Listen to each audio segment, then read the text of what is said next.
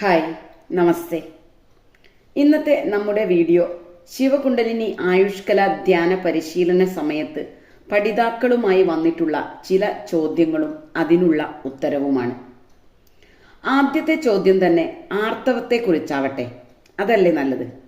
കാരണം ഈ ഒരു അവസ്ഥ കാരണം ജീവിതത്തിൽ ക്രൂശിക്കപ്പെടുന്ന ധാരാളം സ്ത്രീകൾ നമുക്കിടയിൽ തന്നെയുണ്ട്. ഇന്നും ഈ കാലത്തും ഈ ഒരു കാര്യം കൊണ്ട് പഴി കേൾക്കേണ്ടി വരുന്നവർ ഉണ്ട് എന്ന് കേൾക്കുന്നത് തികച്ചും ദുഃഖം തോന്നുന്നതാണ്. എന്താണ് യഥാർത്ഥത്തിൽ ഒരു സ്ത്രീയുടെ ആർത്തവകാലം എന്നതുകൊണ്ട് അർത്ഥമാക്കുന്നത്? ഒരു പെൺകുട്ടി പ്രത്യുൽപാദന ശേഷി കൈവരിച്ചു എന്നതിൻ്റെ സൂചനയാണ് അല്ലെങ്കിൽ ലക്ഷണമാണ് ആർത്തവം. അതായത് ഒരു പെൺകുട്ടിയിൽ അണ്ഡവിസർജനം നടക്കുന്നു എന്ന്, ഗർഭാശയം ഗർഭധാരണത്തിനായി തയ്യാറെടുക്കുന്നു എന്ന് സാരം. പുരുഷബീജം അണ്ഡവുമായി ചേരുകയാണെങ്കിൽ അതിന് മുന്നോടിയായി സ്ത്രീ ശരീരം ചില മുന്നൊരുക്കങ്ങൾ നടത്തുന്നു.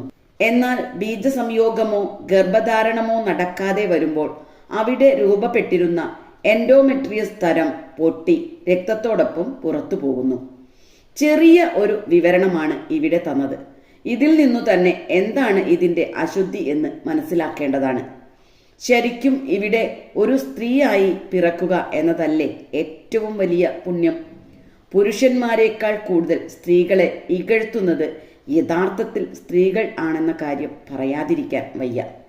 ആർത്തവമായ സ്ത്രീയെ എന്തോ നികൃഷ്ട ജീവിയായിട്ടാണ് പലരും ഈ കാലഘട്ടത്തിലും കരുതുന്നത്.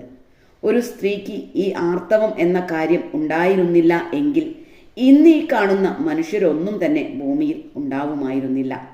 ഏറ്റവും പുണ്യമായി കാണേണ്ടുന്ന ഈ അവസ്ഥയെ ഏറ്റവും മോശമായിട്ടാണ് അല്ലെങ്കിൽ പാപമായിട്ടാണ് കാണുന്നത്. സത്യം പറഞ്ഞാൽ ആർത്തവ സമയത്ത് ധ്യാനം ചെയ്യാൻ പാടുണ്ടോ, അല്ലെങ്കിൽ ആയുഷ്കലയിലെ മന്ത്രം ചൊല്ലാൻ പാടുണ്ടോ എന്നൊക്കെയുള്ള ചോദ്യങ്ങൾ കേൾക്കുമ്പോൾ ഒരു പ്രശ്നവുമില്ല, നിങ്ങൾ ചെയ്തോളൂ എന്ന് പറയുമ്പോഴും അവരുടെ ഉള്ളിലെ ഒരു ഭയം ഞാൻ തിരിച്ചറിയാറുണ്ട്. അതുകൊണ്ടാണ് ഇന്ന് ഈ കാര്യം തന്നെ എടുക്കാം എന്ന് വച്ചത്.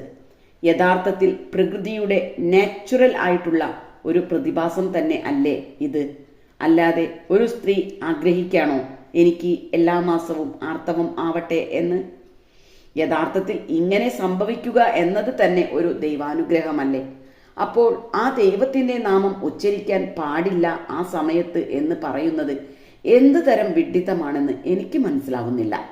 പണ്ടുകാലത്ത് ആർത്തവമായ സ്ത്രീകളെ വീട്ടിലെ ജോലികളൊന്നും ചെയ്യിക്കാതെ ഒരിടത്ത് മാറ്റി ഇരുത്തിയിരുന്നു. അന്ന് അത് അവർക്ക് റെസ്റ്റ് കൊടുക്കാൻ വേണ്ടി ചെയ്തതായിരുന്നു. കാരണം ആർത്തവ സമയത്ത് ഒരു സ്ത്രീ ശാരീരികമായും മാനസികമായും വളരെയേറെ ബുദ്ധിമുട്ട് അനുഭവിക്കുന്നുണ്ട്.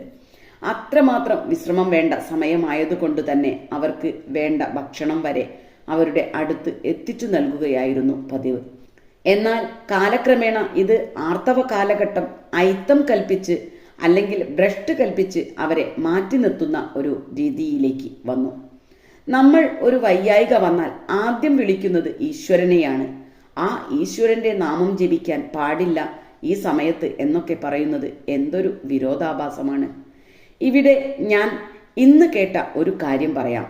നമ്മളെല്ലാവരും ഭഗവത്ഗീത എന്ന് കേട്ടിട്ടുണ്ട്, വായിച്ചിട്ടുമുണ്ടാവാം. അതിൽ മഹാഭാരത യുദ്ധത്തെ പറ്റിയും കേട്ടിട്ടുണ്ടാവും. അതിൽ പാഞ്ചാലിയുടെ വസ്ത്രാക്ഷേപം നടത്തുന്ന ഒരു ഭാഗം വരുന്നുണ്ട്. ആ സമയത്ത് അവർ രജസ്വലയായിരുന്നു എന്ന് പറയുന്നു. അതായത് അവർക്ക് ആർത്തവ കാലയളവായിരുന്നു എന്ന്.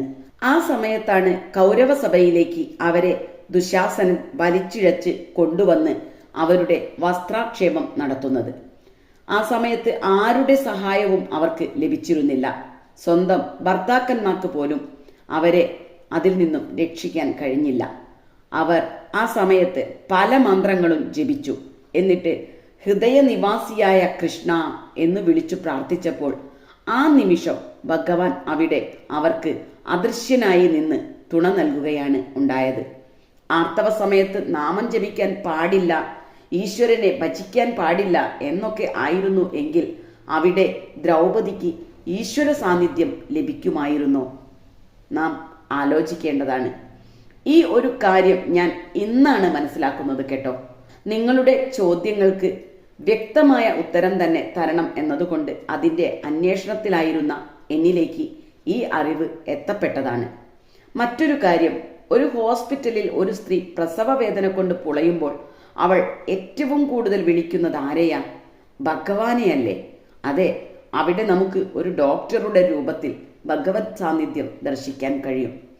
ആർത്തവകാലത്ത് നിങ്ങൾ ധൈര്യമായി നാമം ജപിച്ചോളൂ, പ്രാർത്ഥിച്ചോളൂ, ധ്യാനത്തിലേർപ്പെട്ടോളൂ. പക്ഷേ ഇവിടെ ഒരു കാര്യം ശ്രദ്ധിക്കേണ്ടതുണ്ട്. നിങ്ങൾക്ക് അസഹ്യമായ വേദന അനുഭവപ്പെടുന്നു എങ്കിൽ, ഒന്നിരിക്കാനോ കിടക്കാനോ പോലും പറ്റാത്ത അവസ്ഥയിലാണെങ്കിൽ ആരും നിങ്ങളോട് ആ സമയത്ത് ധ്യാനം ചെയ്യാനോ മറ്റ് പ്രാക്ടീസുകൾ ചെയ്യാനോ പറയുന്നില്ല. അത് ആർത്തവം കൊണ്ട് മാത്രമാകണമെന്നില്ല, മറ്റെന്തെങ്കിലും അസുഖം കാരണവും ആവാം. അങ്ങനെയുള്ളപ്പോൾ 1-2 ദിവസം മുടങ്ങിപ്പോയാൽ അതൊരു പ്രശ്നമല്ല. മനഃപൂർവ്വം മുടക്കം വരുത്താതിരിക്കുക എന്നു മാത്രം. മറ്റൊരു രസകരമായ ചോദ്യമാണ്, ടീച്ചറെ, ഞാൻ ഒരു കൃഷ്ണഭക്തയാണ്, അതുകൊണ്ട് എനിക്ക് ഈ ക്രിയ ചെയ്യാൻ പറ്റുമോ? ഇവിടെ നമ്മൾ ശിവകുണ്ടലിനി യോഗം എന്നല്ലേ പറയുന്നത് എന്ന്. നോക്കൂ, നമ്മൾ മനുഷ്യർക്കാണ് ജാതിയും മതവും ഉയർച്ചയും താഴ്ചയും കറുത്തവനും വെളുത്തവനും ഒക്കെ ഉള്ളത്. ഈശ്വരൻ എന്ത് വലിപ്പച്ചെറുപ്പം, എന്ത് ജാതി, മതം? കൃഷ്ണ ഭഗവാൻ ശിവന്റെ പേര് നമ്മൾ വിളിച്ചു പ്രാർത്ഥിച്ചു എന്നൊക്കെ കരുതി നമ്മളോട് പിണങ്ങുമോ? അല്ലെങ്കിൽ അവർക്ക് തമ്മിൽ പിണക്കമുണ്ടാവുമോ? ഇല്ല, ഒരിക്കലുമില്ല. നിങ്ങൾ ആരെ വിളിച്ചാലും അത് എത്തേണ്ടിടത്ത് എത്തും. പല രൂപത്തിലും ഭാവത്തിലും നമുക്ക് അനുഭവപ്പെടുന്നു എന്ന് മാത്രം. ആത്യന്തികമായി എല്ലാം ഒന്നു തന്നെ. അടുത്ത ചോദ്യം, ഈ പരിശീലനം കഴിഞ്ഞ ശേഷം മറ്റ് യോഗകളോ മറ്റ് ധ്യാന പരിശീലനങ്ങളോ ഒക്കെ ചെയ്യാൻ പറ്റുമോ എന്ന്? ഷുവർ, ഉറപ്പായിട്ടും ചെയ്യാം. ഒരൊറ്റ കാര്യം, നമ്മുടെ പരിശീലനത്തിന് മുന്നേ ശരീരശുദ്ധി വരുത്തണം എന്നു മാത്രം. അതായത് മറ്റ് കഠിനമായ യോഗയോ മറ്റോ ഒക്കെ ചെയ്ത് ശരീരം വിയർത്ത് നാശമായി അതേപോലെ വന്നിരുന്ന് ചെയ്യരുതെന്ന്. ഇന്നിപ്പോൾ നിങ്ങളിൽ പലർക്കും അറിയാം, നമ്മുടെ ഈ പ്രാക്ടീസ് മോർണിംഗിൽ തന്നെ ചെയ്തു കഴിഞ്ഞാൽ എന്തെന്നറിയാത്ത ഒരു ഹാപ്പിനെസ്, ഒരു കുളിർമ, ശാന്തത ഒക്കെ അനുഭവപ്പെടുന്നു എന്ന്. നിങ്ങളുടെ സമയത്തിനും ആരോഗ്യത്തിനും അനുസരിച്ച് ഇതിനോടൊപ്പം മറ്റേത് പ്രാക്ടീസും നിങ്ങൾക്ക് ചെയ്യാം. ഇനി ഈ ഒരു കോഴ്സിൽ ചേർന്ന് പരിശീലിക്കാൻ താല്പര്യമുള്ളവർ സ്ക്രീനിൽ കാണുന്ന വാട്സപ്പ് നമ്പറുമായി കോൺടാക്റ്റ് ചെയ്യുക. കോഴ്സ് തികച്ചും സൗജന്യമാണ്. Okay, thank you.